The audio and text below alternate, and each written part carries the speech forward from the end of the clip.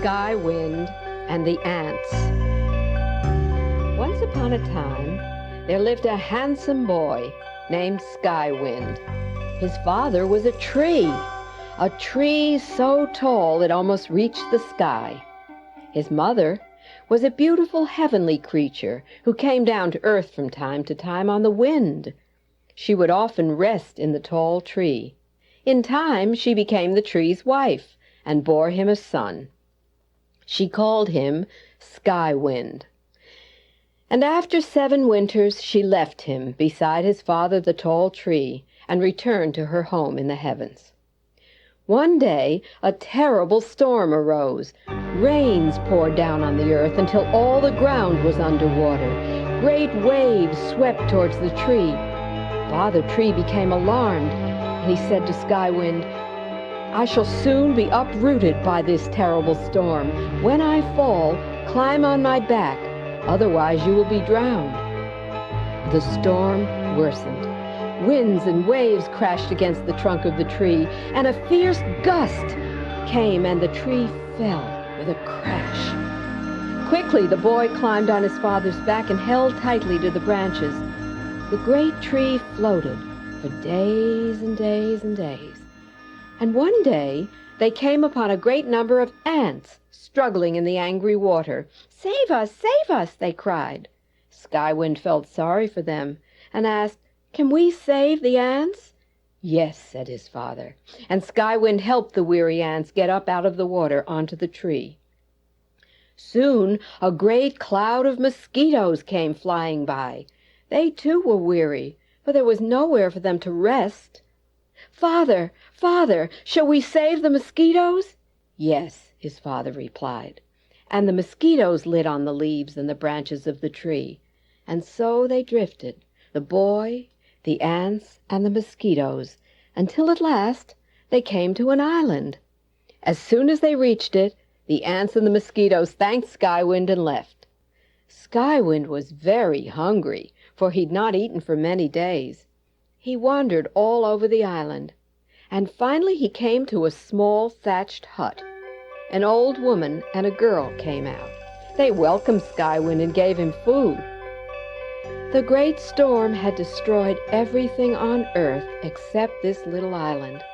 The only people left in the world were the old woman, her daughter, and Skywind. There was no other place where the boy could stay. So, from that day on, he lived with the woman, helping her with many chores. It was a peaceful life. Years followed years, and the boy grew into a fine young man. He had come to love the girl, who was clever as well as beautiful. One day he asked the woman to let them marry. "Set him a task, mother," said the girl. "I must see if he really loves me." "My daughter is special," said the woman. "I cannot just give her away to a boy who floated down the river. You must first be tested."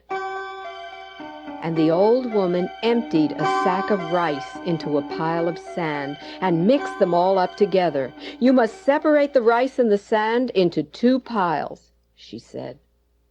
Skywind gazed at the mixture. What was he to do?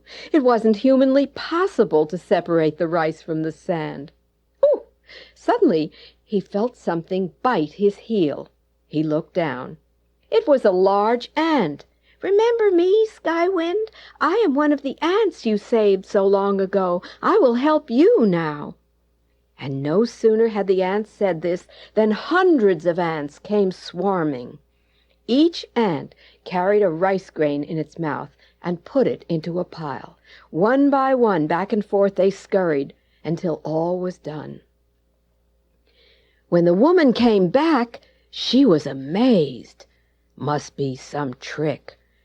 She hesitated. She thought for a moment.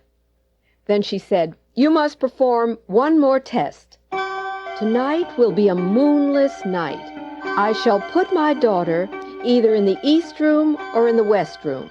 You stay outside, and when I say ready, you will come into the house and go to the correct room. If you find her at once, she will be your bride."